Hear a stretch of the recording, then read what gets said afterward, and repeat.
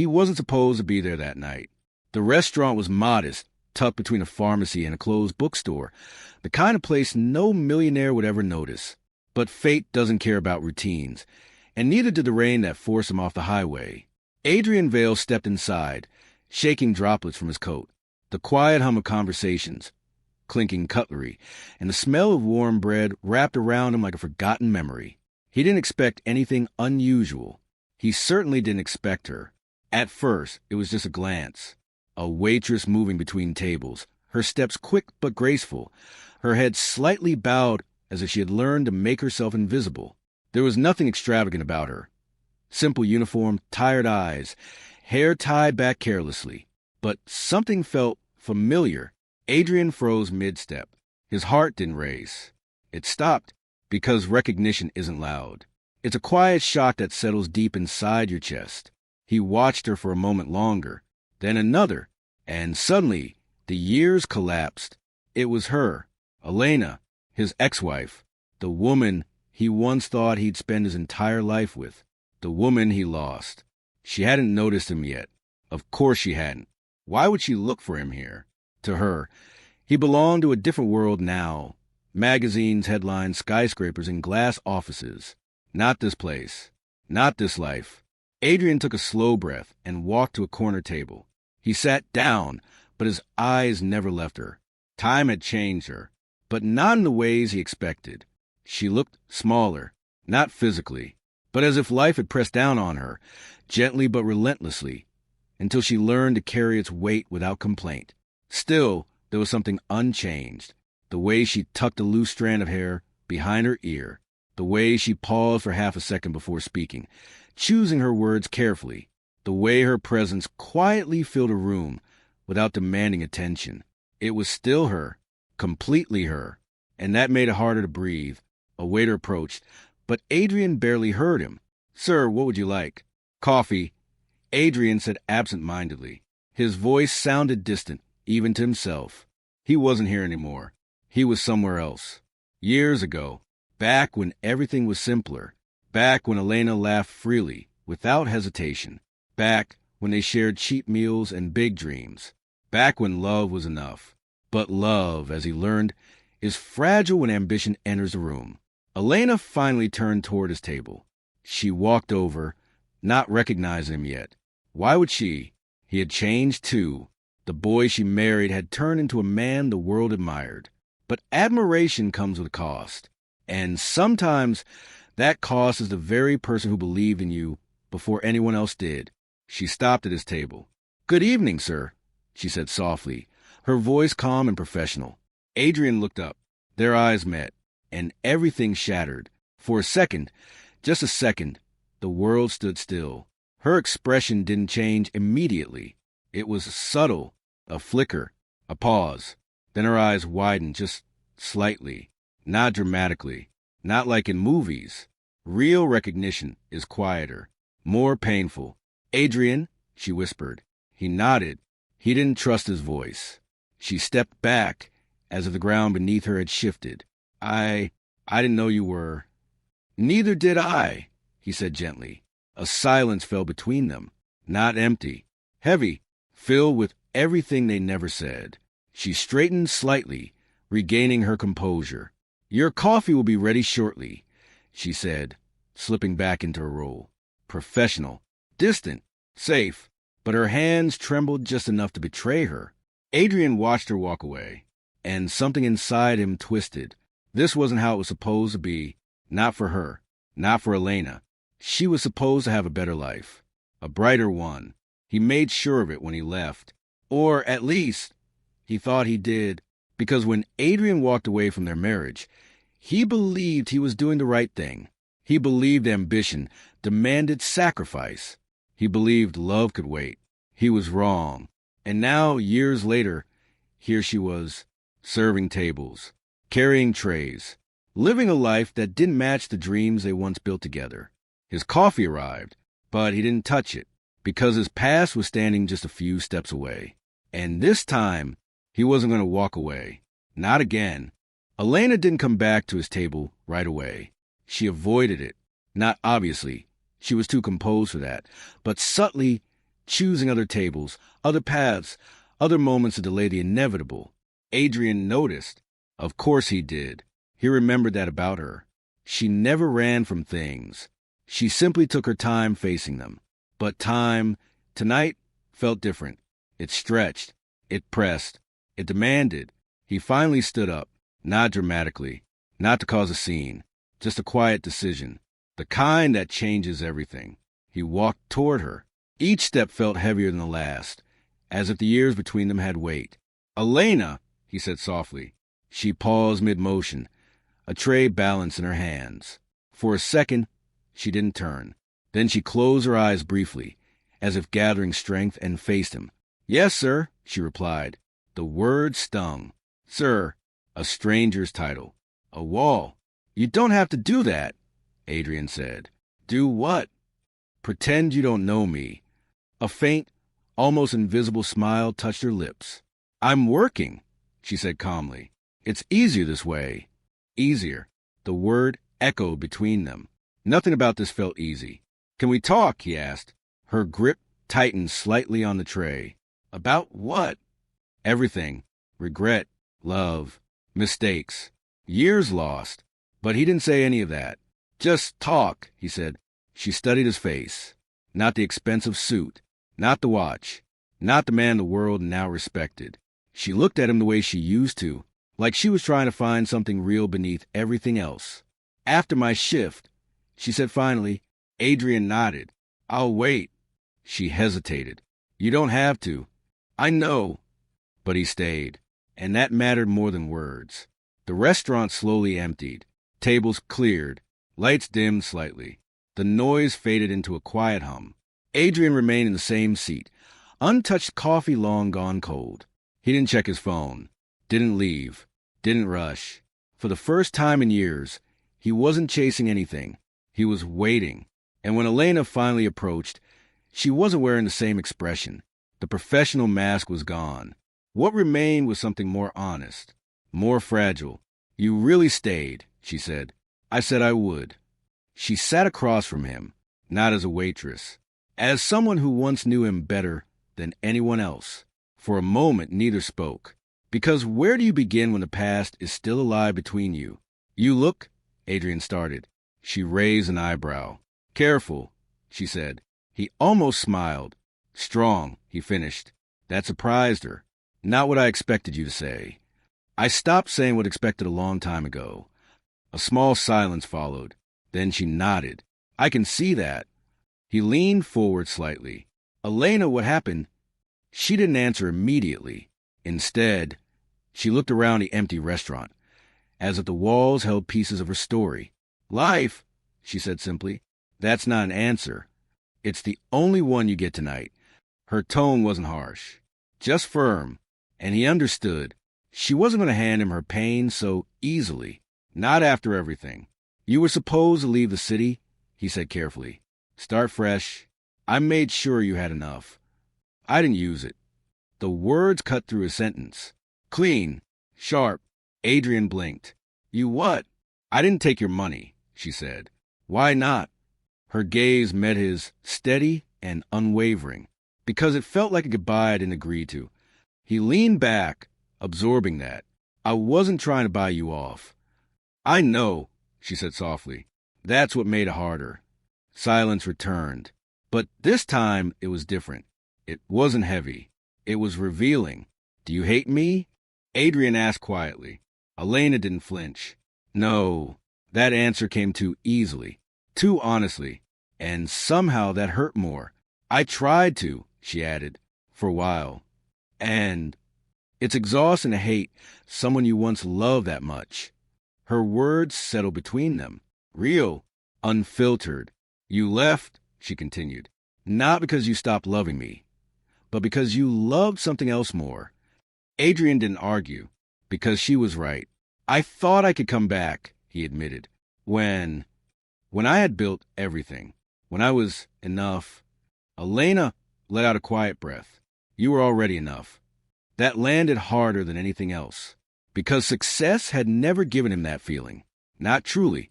"And you," he asked, "did you ever—" He couldn't finish, but she understood. Move on, she said. He nodded. Elena looked down at her hands. There was no ring, but that didn't answer question. I learned how to live, she said. That's not the same thing. No, she agreed. It's not. Adrian studied her. Something still didn't add up. Elena was many things. Proud, strong, independent. But this life, this place, it didn't fit her. Not completely. Why here? He asked. She smiled faintly. That's a longer story. I'm not in a hurry. She looked at him again, really looked, as if trying to understand something deeper. You're different, she said. I had to be. Or you chose to be? He paused. Both. That seemed to satisfy her. For now, she leaned back slightly. You always want to control, she said, over your future, over your path, over everything. And you didn't? I wanted peace. The contrast hung in the air. Control versus peace. Ambition versus contentment. Two different worlds. That once tried to become one. And now, he asked. Elena's lips curved into a quiet, almost mysterious smile. Now, she said, I have something you never understood back then. What's that? She held his gaze. Enough. The word lingered. Simple, but powerful. And for the first time that night, Adrian realized something unsettling. Maybe she hadn't lost as much as he thought. Maybe she had found something he never did. And that changed everything. Adrian didn't respond immediately because Elena's words refused to settle into something simple. Enough. It sounded peaceful, complete. But looking at her, really looking, he saw something more layered beneath it. Not emptiness, not regret, but a quiet strength that didn't need validation. And that unsettled him. Do you believe that? He asked. Elena tilted her head slightly. I wouldn't say it if I didn't. You're working double shifts in a place like this, he said, his tone calm but probing. That doesn't look like enough. She didn't get defensive, didn't react the way most people would. Instead, she smiled, soft, knowing. You still measure life the same way, she said. And you don't. No. That one word drew a line between them again. Adrian leaned forward. Then help me understand. Elena studied him for a moment, as if deciding whether he was ready to hear something real. Do you remember the night before you left? She asked. His jaw tightened slightly. I remember everything about that night. You said something, she continued. You told me that once you reached the top, everything would make sense. He exhaled slowly. I believe that. I know, she said. That's why I didn't try to stop you. That surprised him. You could have. No, she shook her head gently. I could have delayed you, not stopped you. Another silence, but this one carried clarity. You chose your path, she added, and I chose not to stand in front of it. And what did that get you? He asked quietly. Elena didn't answer right away. Instead, she reached for a glass of water on the table and took a slow sip, buying time, not to avoid the question, but to answer it properly. Freedom, she said at last. Adrian frowned slightly. Freedom? Yes. From what? From trying to keep up with a life that was never mine. That hit harder than he expected. You were part of it, he said. I was trying to be, she corrected. There's a difference. He leaned back, absorbing that. You never told me that. You never asked. That landed cleanly. No anger, no blame, just truth. Adrian ran a hand through his hair. So instead, you chose this? Elena followed his gaze around the quiet restaurant. I chose something real. You think my life isn't real? I think your life is built on things that can disappear overnight, she said calmly. Mine isn't. He almost argued, almost listed everything he had built, everything he owned, everything he controlled. But something stopped him, because deep down, he knew she wasn't entirely wrong. Money doesn't disappear that easily, he said anyway. Elena gave a small, thoughtful nod. No, but meaning does. That silenced him, completely. For a moment, the only sound between them was a faint ticking of a clock somewhere behind the counter. I'm not saying your life is wrong, she added. It's just not mine. And this is... Yes. Adrian looked at her again, really looked, and this time he noticed something he had missed before. It wasn't in her clothes or her surroundings. It was in her eyes. They weren't tired. They were calm, grounded, like someone who had stopped searching. "How long have you been here?" he asked. 2 years. 2 years, he repeated quietly. That wasn't a coincidence. That was a choice. "You could have done anything," he said. "You're smarter than half the people I work with." She smiled faintly. "I didn't want anything. I wanted something that felt right. And this feels right." "It does." There was no hesitation, and that made it harder to challenge. Adrian leaned forward again. "There's something you're not telling me." Elena didn't look surprised. "Of course there is." "Why?" "Because not everything belongs to the past," she said softly. That answer was careful, too careful, and Adrian noticed. "This place, it's not just a job, is it?" he asked. Her fingers traced the edge of the table lightly. "No." "What is it then?" She looked up at him, and for the first time since they started talking, there was something uncertain in her expression, something fragile. "I'll show you," she said. "Now." She nodded. Adrian didn't hesitate. "All right." Elena stood, grabbing her coat from the back of a chair. "Come with me?" There was no drama in her voice, no build-up, just a quiet invitation. But something about it felt significant, as if the night wasn't just about reconnecting, but revealing something that would change how he saw everything. Adrian followed her out of the restaurant. The rain had stopped. The streets were damp, reflecting the soft glow of streetlights. They walked side by side in silence, not awkward, not forced, just quiet, like two people who once knew how to exist together, without words. After a few minutes, Adrian spoke. "Where are we going?" "You'll see." That answer again, vague, but intentional. They turned down a narrower street, then another. The city grew quieter, less polished, more real. Finally, Elena stopped in front of a small building.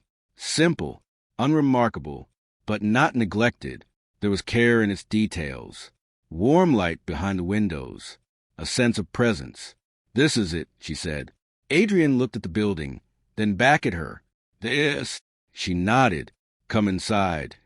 He followed her up the short set of steps. She unlocked the door and pushed it open. Warmth greeted them immediately, not just from the air, but from the atmosphere. Voices, soft laughter, the faint sound of music. Adrian stepped in and paused. Children, a small group of them sat around a table, drawing, reading, talking quietly. A woman stood nearby, helping one of them with homework. The space wasn't luxurious, but it was alive. "What is this?" Adrian asked quietly.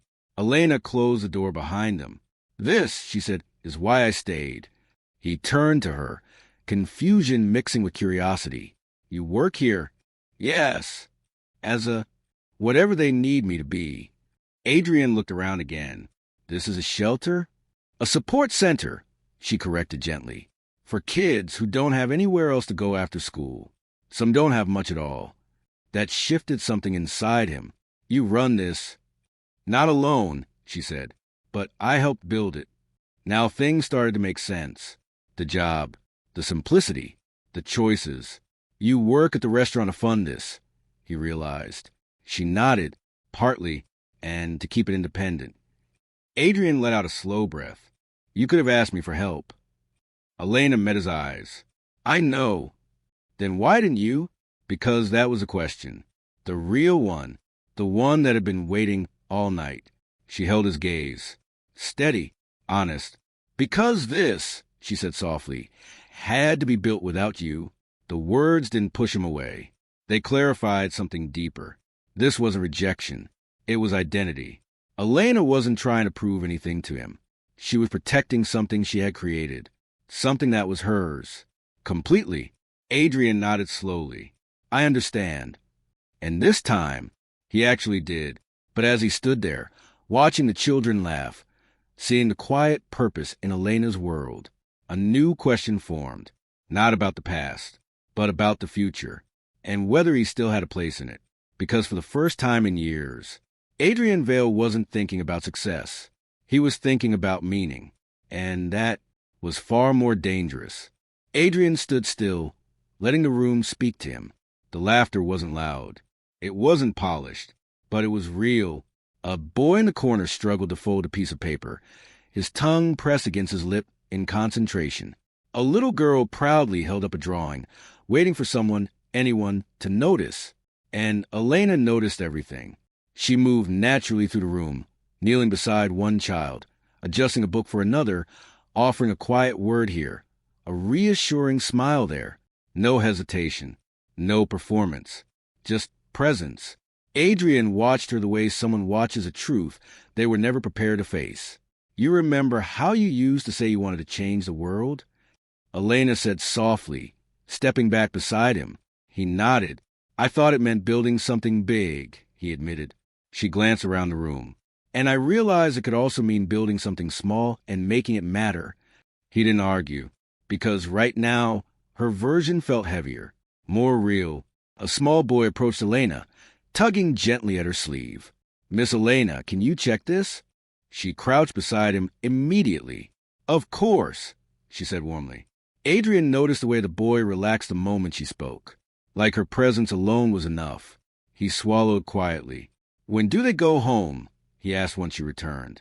Elena's expression shifted slightly. Some do, she said. And the others? They stay with relatives, neighbors, sometimes places that aren't really homes. That answer sat heavily. And this place, it gives them a few hours where they don't have to worry about that. Adrian nodded slowly. A few hours. Something so small. Yet, somehow everything. You built this from nothing, he said. Elena shook her head. Not nothing. I had time, energy, and a reason, and no help. I didn't say that, she replied. People care more than you think. They just need something real to believe in. Adrian glanced at her. And you gave them that. She didn't respond, but she didn't deny it either. A quiet understanding settled between them, not about the past this time, but about who they had become. After a while, the children began to gather their things.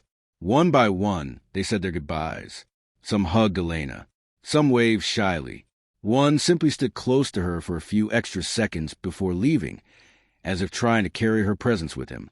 Adrian noticed that too. You matter to them, he said. Elena exhaled softly. I try to show up. That's usually enough. Enough. That word again. But now it felt different. Less abstract. More visible. The room slowly emptied. The lights dimmed slightly. And the silence that followed wasn't empty. It was full of everything that had just happened. Elena began tidying up, stacking books, straightening chairs. Adrian stepped forward. Let me help. She glanced at him, surprised. You don't have to. I know. He picked up a small pile of papers anyway. For a moment, they worked side by side, just like they used to. No tension, no pressure, just quiet cooperation. It felt familiar, dangerously familiar. You always hated cleaning up, Elena said after a while. He smirked faintly. I evolved. That's one word for it. Another small silence. Comfortable this time. Then Adrian spoke again. How much do you need? Elena paused, not because she didn't understand the question, but because she did. I told you, she said calmly. This isn't about that. I'm not trying to take over, he replied. I just want to help. She turned to face him fully. And if I say no, I'll respect it. That answer was immediate, honest. She studied him for a long moment, as if weighing something deeper than the question itself. You're not used to hearing no, she said. I'm learning. A faint smile touched her lips. That might be the most impressive thing you've said tonight.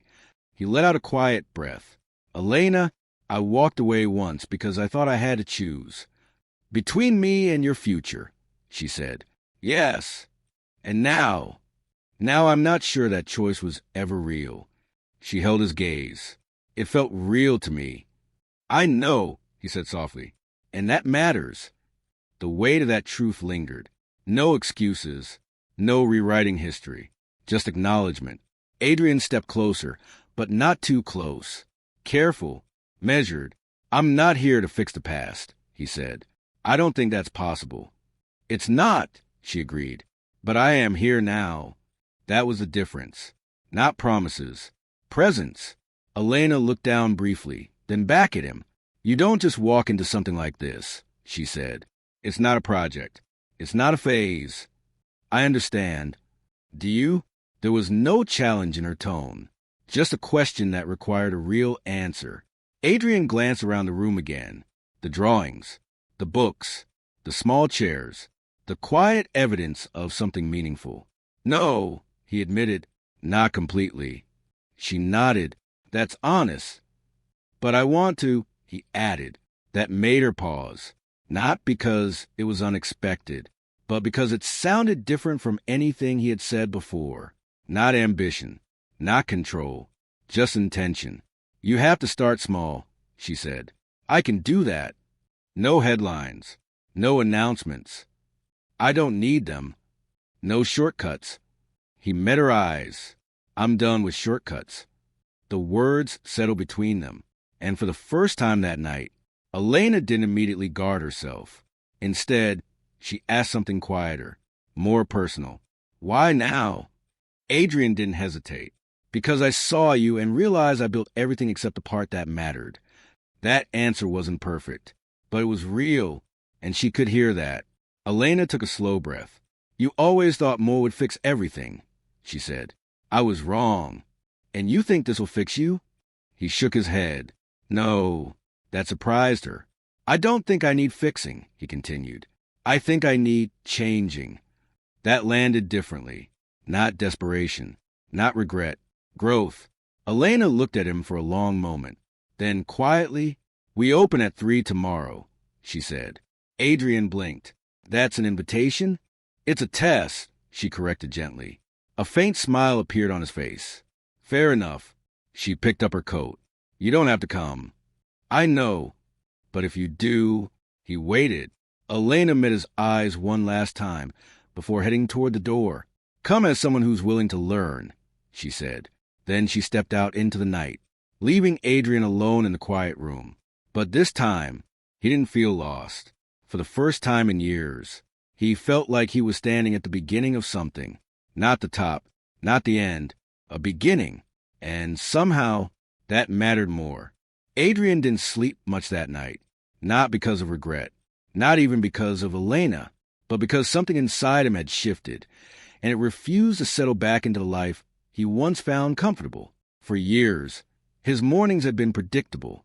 Meetings, calls, decisions, control. But this morning felt different, uncertain, and strangely lighter. He stood in front of his wardrobe longer than usual, staring at rows of tailored suits. Then, without overthinking it, he chose something simple. No statement, no image, just enough. At exactly 3 in the afternoon, Adrian stood outside the small building again. No hesitation this time. He knocked. The door opened almost immediately. Not by Elena, but by the same little boy he had seen the night before. The boy looked up at him, curious. You're the man from yesterday, he said. Adrian nodded slightly. I am. The boy stepped aside. Miss Elena said you might come. Might, not would. Adrian stepped inside, and just like that, the test had begun. The first hour was awkward, not for the children.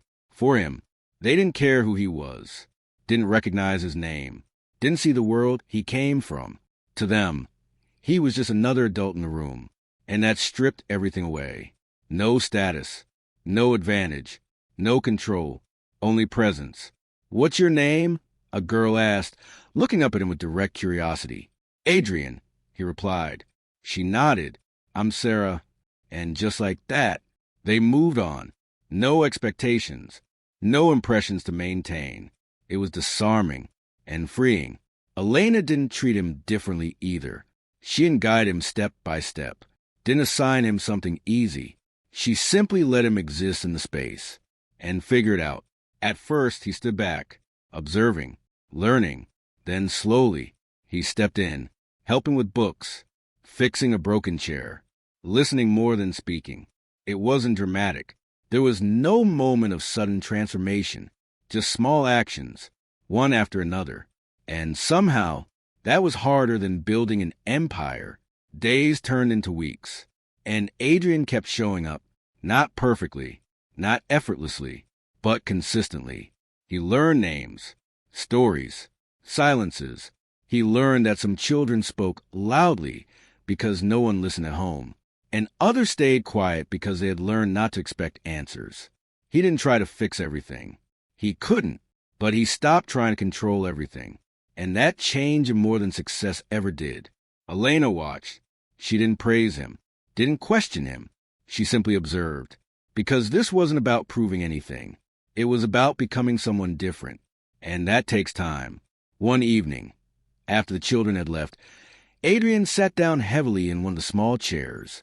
"I was wrong," he said. Elena glanced at him. "About what?" "About what matters."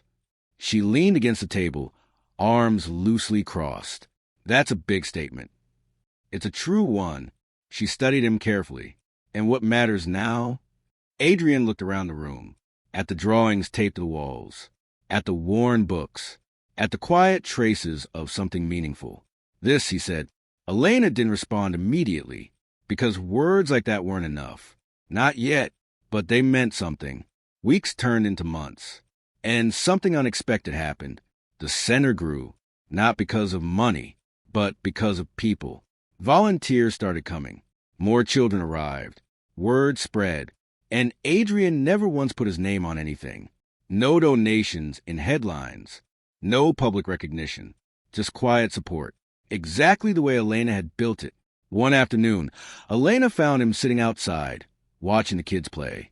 "You're still here," she said. He smiled slightly. "I told you. No shortcuts." She sat beside him. A comfortable silence settled between them, different from before. Not heavy, not uncertain. Just steady. "You changed," she said finally. Adrian shook his head. "I think I just stopped pretending I had everything figured out. That's a start." He glanced at her. "Is it enough?" Elena smiled faintly. "You're asking the wrong question." "Then what's the right one?" She looked ahead, watching the children laugh. "Are you at peace?" Adrian followed her gaze. For a moment, he didn't answer, because for the first time, he had to actually think about it. Then quietly, "I'm getting there." Elena nodded. "That's enough." Time didn't rewind. The past didn't disappear. And they didn't suddenly become who they used to be, but something new formed, not built on old promises, not driven by old dreams. Something quieter, stronger, real. One evening, as the sun dipped low and painted the sky in soft gold, Adrian stood by the doorway. "Elena," he said. She turned. "Yes." He hesitated, not out of fear, but out of care. "I'm not here because I lost everything," he said. "I'm here because I finally understood what I was missing." She held his gaze, and for the first time, there was no distance in her eyes, only understanding. "That took you long enough," she said gently. He smiled. "I know." A pause, soft, meaningful. Then Elena stepped closer. Not all the way, just enough. "We're not going back," she said. "I don't want to." "Good." Because this wasn't about the past. And it never would be again. Outside, the laughter of children echoed into the evening. Inside, two people stood side by side, not as who they were, not as who they lost, but as who they had become. And this time, no one walked away.